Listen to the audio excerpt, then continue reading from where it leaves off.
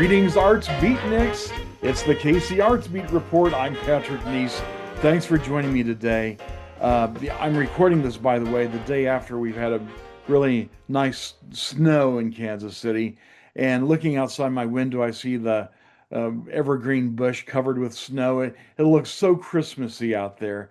And we're going to be talking about Christmas on today's episode. Uh, Candlelight, Carols, and Cathedral with William Baker Festival Singers. It's an annual tradition that just makes Christmas. And we're going to be talking to Dr. Baker here in just a second. But first, I'd like to ask you to please like this video, subscribe to us on YouTube, subscribe to us on Substack, and follow us on Facebook. And if you know somebody who loves choral music or Christmas, you might want to share this video with them as well. But right now, it's time to say hello to our good friend, William Baker. Hello, Bill. Hi, Patrick. It is wonderful to be with you, and Christmas is here. I'm looking out the window of the Choral Foundation Center in Roland Park, and there is snow everywhere. We went to bed Sunday night in Kansas City, and by mid-afternoon yesterday, we were in Narnia. Yes, yes, indeed. Absolutely. Well, you have this wonderful tradition called Candlelight Carols and Cathedral. Do you have any idea how many years you've been doing this? This is year number 28. Wow, that's awesome. And kind of give us an idea what this is all about. We say that Candlelight Carols and Cathedral, it celebrates the beauty and wonder of Christmas.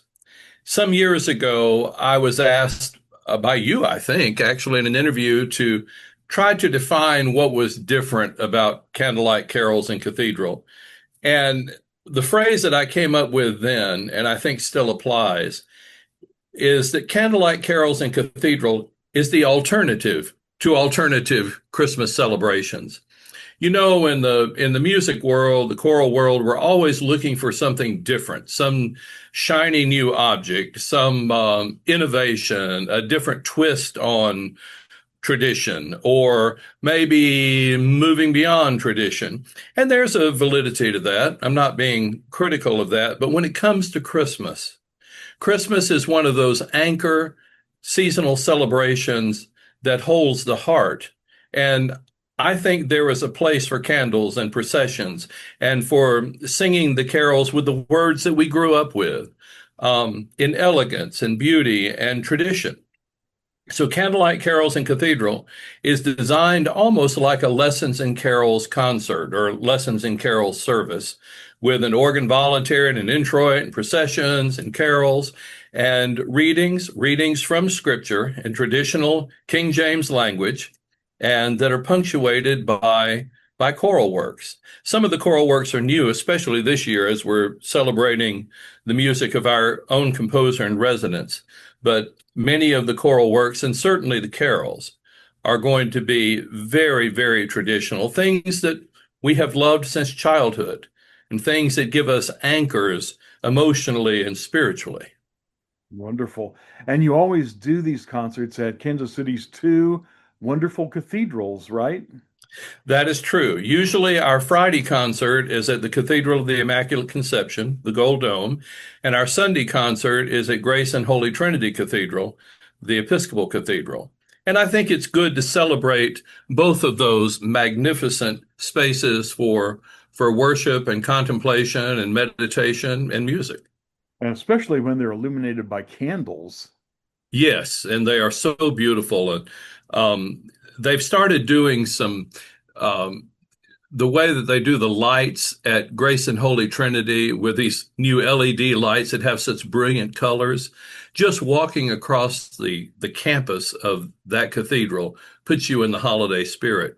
And of course, the Gold Dome, Cathedral of the Immaculate Conception, has had some renovations in the last couple of years. And that building is equally magnificent.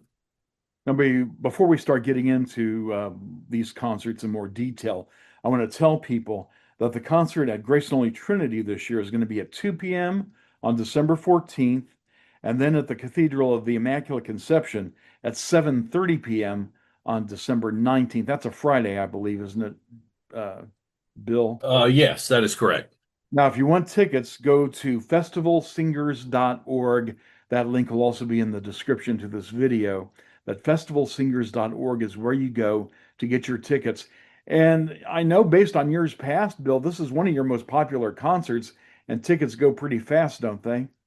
It certainly has been. And I think you can get to the ticket link a little bit quicker by doing festivalsingers.org/concerts.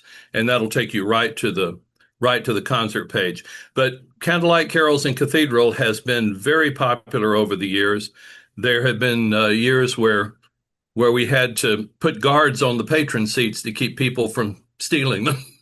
So Keeping with the holiday spirit, yes. that's right there in the holiday spirit. I'm going to have my seat. Right, yes. Well, that's wonderful. And it's for good reason.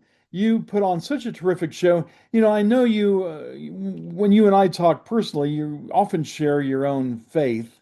And I know you don't shove it down people's throats, but I know that these two concerts are very much informed by your faith. I don't know if you feel comfortable talking about that or not, but I Well, think of course. I think the one makes these concerts special. I think that yes, and I think there is a place. Sometimes we're just so afraid of saying the wrong thing or doing the wrong thing or pushing the wrong button or that we don't say what is truly on our heart. And you know, I make no secret that the story of Christmas, the story of God's reaching into our lives to bring us hope and salvation, I believe it with all of my heart. And Candlelight Carols in Cathedral is unapologetic as a celebration of Christmas. The scriptures that are chosen and the music that is chosen to support those scriptures are designed to tell that story, to tell the story of the omnipresent God in the coming in the guise of a vulnerable infant to bring hope and help to people. One of the things that I think is important about music of the holidays and especially this story, there are people that come to these concerts and their hearts are bursting with joy. They're in a place in their life where things are happening beautifully, and they're looking for a way to give expression to the joy that's in their heart. And there are people that come to these concerts with hearts that are broken, and they come to seek music and words and traditions that will bind up those broken hearts. One of the most moving years of Candlelight Carol in Cathedral was in 2020, when almost the entire world was shut down. And the festival singers, we did Candlelight Carols in Cathedral. We did it anyway. We wore masks and we stood apart. But there were dozens and dozens of people that came to us and said, if it weren't for this music of this season, if it wasn't for these words, I don't know if I could have gotten to the end of the year. And that's certainly not to lift us up, but I believe that the voice that speaks through us is much greater than our own. Well, you do a wonderful job, and you're assisted by some wonderful people as well. This year, John Schaefer is going to be the organist. And does he open the program with He the? does. The program opens with an organ voluntary, and then the festival singers will sing Ed Fraser Davis's magnificent setting of Veni Emmanuel. We'll sing that from the back. And then we have the traditional procession, O Come All You Faithful, which is the procession every single year. And we use the Wilcox descants, which I think are unparalleled. One of the things that was so moving to me one year as a man and his wife and their children came to this concert.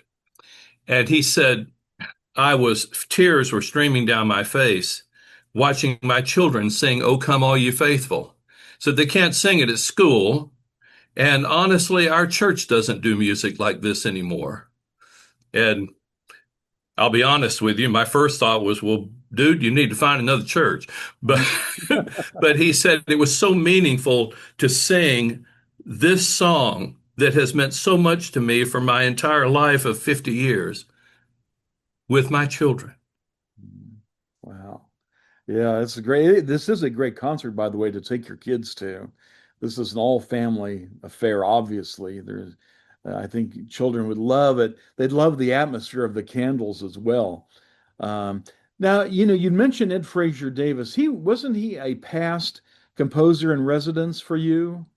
He was. He was our composer in residence, I think, from 2016. I think from 2016, 20, no, well, actually earlier than that. Yeah, I'm getting to an age where I can't remember years very well. But Ed Frazier Davis was our composer in residence for a number of years. He's obviously still on the Choral Foundation faculty as director of Vox Veni and director of our Institute for Choral Creativity, both based out of Chicago now. Mhm. And it's he wrote probably 10 or 12 pieces for us that we premiered. And I can't really say which one is my absolute favorite because which one is my favorite is the one maybe I'm doing at the time. But this setting of Bennie Emmanuel that he actually wrote for a local choir here in Kansas City, Te Deum, I just love it. Um, it's my favorite a cappella setting of that Gregorian chant that has become a a Christmas hymn. Oh, Um, and then, of course, this year we're celebrating throughout the season the music of our current composer in residence, Dr. Sean Sweden. In February, we'll be doing an entire concert of Sean Sweden's music here in Kansas City and then taking it on tour to Arkansas. But he has, I'll count them up, one, two, three, four, five selections in this program I that we'll be noticed doing with that. Sean Sweden. I see that right after "O Come All Ye Faithful," you're doing a piece by him called "Everywhere I Go." Can you tell us, does he have a distinct, can you describe his style? I mean, I know he's an up and coming composer, but at this point in his career, does he have any kind of distinctive qualities to his music that you could tell us about? I think I can. To me, a great composer, and Eschenvals or Ed Frazier Davis or Sean Sweden, a great composer is one whose music is planted in different soils. You know, there are some composers whose names I won't mention, but you hear their music and okay, they've written a wonderful piece of music and then they write it 20 times more in different clothing. Um, Sean's music has an incredible diversity of sound. Everywhere I go is a setting of spiritual, and it's a spiritual that I didn't know about, and I pride myself in working with spirituals, but and he said it for men's chorus. It's rambunctious and it's out there, and it announces after the procession, it announces the joy of the concert uh, with, as they might say, vim and voive. Um, and then he has a setting of There Is No Rose, a text that some of us will know from Britten's Ceremony of Carols for piano. Um, Sean Sweden's dad was a church music director and is a wonderful pianist in his own right. And Sean had written this for his father to play. And years ago on a tour to Arkansas, previous tour to Arkansas, we got to sing that piece with Sean's dad playing it. It's a beautiful setting. There is no rose. And he has an Alleluia with percussion that is just very joyful, incredibly joyful. I think you asked about Sean and characteristics of his writing. I would say that one of the characteristics of his writing is beautiful melodic material. He's written some just lovely, compelling melodies in these works. The other thing, and Sean is a percussionist. I think his DMA is in percussion. Um, his rhythms, his music is highly rhythmic, and several of his pieces will use one or another examples of his percussion talent.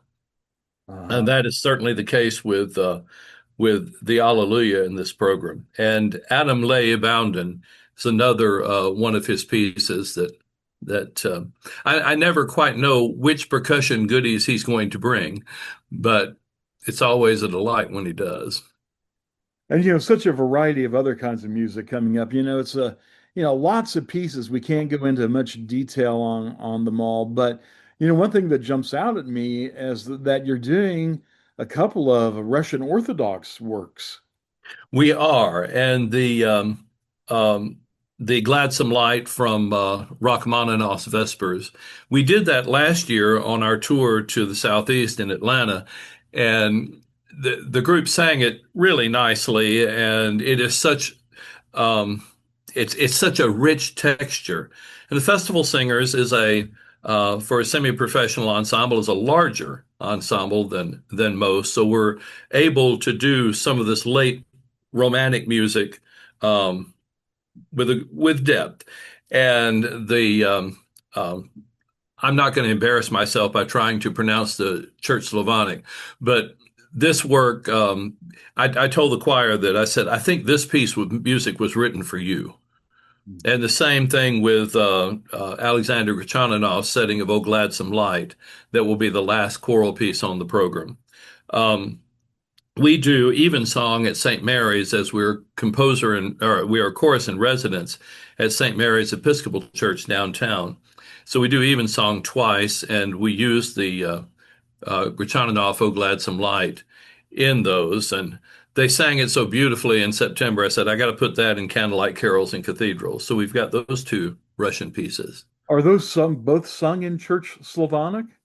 The Rachmaninoff will be sung in Church Slavonic. The Grachaninov will be sung in English. So that sounds kind of challenging, Bill. Do you bring in a coach, or what do you do for that Rachmaninoff?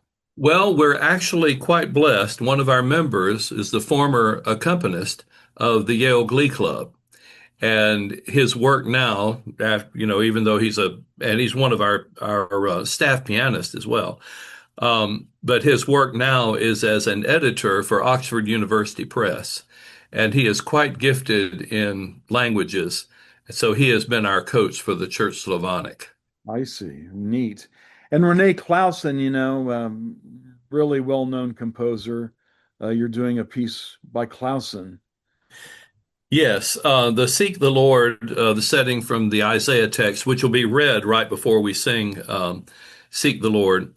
Clausen is, I think, one of the great composers of the Lutheran College era, along with Kenneth Jennings and several others in that genre. I've always loved this piece, the setting of Seek the Lord that he may be found, call upon him while he is near, which is an anticipatory thing for the coming of Christ. We are doing one of his other pieces, and of course, I would I can't remember the title of it, but it's uh, he has a very distinct style of writing um, that has a richness and a forward motion in this seek the Lord that he may be found. And it fits very well with the festival singers. You're also giving Christine Freeman an opportunity to take the baton. Tell us about Christine. Christine has been our associate music director since 2011. And Christine, like Dr. Jamia Sale, our executive associate, and many other faculty members of the Choral Foundation, began with us as a student intern. Our student intern program has graduated 40 young conductors that are all over the country, leading in university and school and church and professional choral worlds, and Christine is one of them. Christine is a exceptional conductor. In fact, I've said many times that if something were to happen to me, this group would not miss a beat. If I were to get hit by the bus, the festival singers would be just fine. And but I try to make sure I don't stay on the street if Jamia or Christine are seen driving a bus. So Christine conducted the Bruckner Virga Jesse, which is another one of those pieces that is, I think, it's got festival singers written all over it because of the richness. Um, it was in our November concerts, and she interpreted it so beautifully, sweeping dynamics and richness. And she did such an amazing job with it that I said, you've got to do that in Candlelight Carols and Cathedrals. So we added it to that part of the program. Another composer that I think you guys do really well is Ralph Vaughan Williams, and you're doing a work by him that is not that well known. Um, that Gloria. The Gloria from the Mass in G minor, Vaughan Williams's Mass in G minor for double chorus is I mean, to say a piece of music of Vaughan Williams is magnificent is this Mr. Obvious, you know. But Vaughan Williams is one of my absolute favorite composers. Recently, we did his cantata Dona Nobis Pacem, and we've done dozens and dozens of his pieces. But this Gloria that comes after the reading of, and there were shepherds abiding in the field, and the announcement of the Nativity, it's magnificent for double choir. Yeah. And of course, you're going to have lots of opportunities for congregational singing.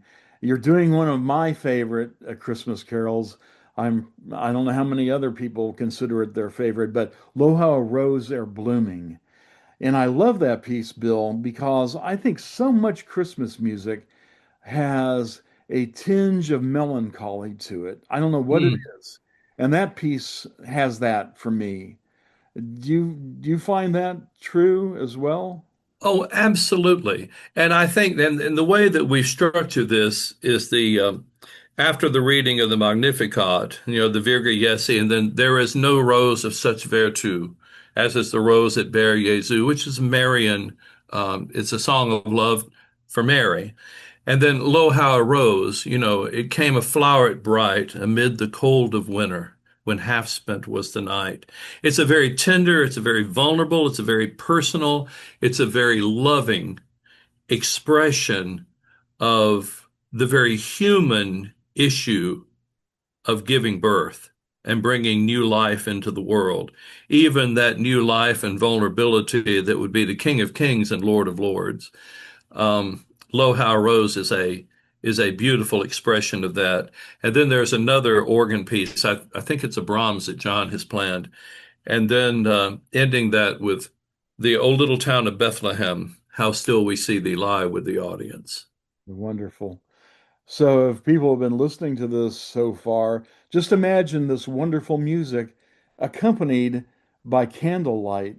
That will just be magical. It's in the two cathedrals downtown. By the way, Bill, do you know yet who's going to be doing the readings? It is our tradition that our members do the readings. We have, with two concerts and seven readings, we have 14 of our members that do this, and they do it with. It's a very special way to participate in the program, and every year I'm amazed with the care and love and depth and expressiveness with which they read these lessons. And these are not they're not read dramatically. They're not read as a show. They're read as a devotion. And that's one of our traditions with this concert. It sounds very much like, as you said at the beginning, like one of the great festivals of lessons and carols that you might hear at Cambridge or Oxford. And you can hear right here in Kansas City at one of our wonderful cathedrals, Candlelight Carols in Cathedral with the William Baker Festival Singers, Sunday, December 14th at Grace and Holy Trinity Cathedral at 2 p.m. and 7:30 p.m. December 19th at the Cathedral of the Immaculate Conception. And again, Bill, give us you gave us a more of a streamlined address where people can get tickets. To get tickets, festivalsingers.org/concerts. And of course, tickets as available will be available at the door. You were coming to the end of 2025, Bill. You always have so much stuff cooking with the Choral Foundation. Any outstanding achievements this year you want to mention? Yeah, I know I don't want to put you on the spot, but Well, we're expanding to 13 ensembles in 4 states. We're going to add another summer chorus in 26 in Atlanta, and then we're going to add a fourth summer singers in Kansas City in 27. I'm conducting the Ernest Bloch Sacred Service. I guess that's actually in 27. There's a new piece called Sacred Places, and it's in the structure of a Jewish Shabbat, but it's poetry and sacred music from the Jewish tradition that I'm going to have the privilege of conducting in March. And then we're doing with the festival singers, the Babcock Memorial Concert is going to be music for organ, brass, and choir, featuring Zoltan Kodai's Laudes Organi on the 13th century poem in praise of the organ, and Norman Della Gioio's To Saint Cecilia, which I conducted in my graduate recital over 40 years ago, and the John Rutter Gloria, which has been described as a candy piece, but boy, is that good tasting candy. Yes. Um, and Richard Dirksen, who was the organist choir master at the National Cathedral, did a setting of a text of Christ Our Passover for brass and organ. It's very rarely done because it's frankly so stinking hard. We're going to do that in the program, and Sean is writing a piece for that concert. So we're going to get back from our tour of Arkansas at the end of February and jump right into this organ, brass, and choir concert, and then turn the page again in May to perform even more a cappella music. Well, what I love about the William Baker Festival Singers is you're so rooted in tradition, but that in no way means that you aren't always innovating. And just the list of pieces you mentioned right there, so many of them I'm not unfamiliar with. It's great the way you mix the familiar and the beloved with these newer works like the Kodai. Sounds really fascinating to me. Just terrific. It's a great piece. I have enjoyed it for many years. Kadai wrote this piece in praise of the organ for a significant anniversary, and I can't remember which one, commissioned by the Atlanta AGO, the Atlanta American Guild of Organists chapter. And I had the privilege of performing it for an anniversary of that anniversary in a conference by the Atlanta AGO chapter at the wonderful Grace Church in Atlanta with 110 ranked chants, and we're going to do it at St. Mary's with the renovated organ there, which is a beautifully voiced instrument to that room. It really came out nicely when they did the renovation of that instrument, and so it's going to be a very fun concert. Yeah. So when you go get your tickets to Candlelight Carols and Cathedral at festivalsingers.org/concerts, bookmark that website and check in every once in a while, see what William Baker's got cooking because he's always got something cooking. So it's always a pleasure to hear about it too. Bill, thank you so much. What a great way to spend the day after a snowstorm in Kansas City talking about Christmas music with you. Well, thank you, Patrick. Thank you not only for the support and love that you have given us over so many years, but for your creativity, your expertise, your advocacy, and the joy that you bring to classical music in Kansas City for many years, my friend. Well, thank you, Bill. I'm glad I have that on tape now. So I appreciate that.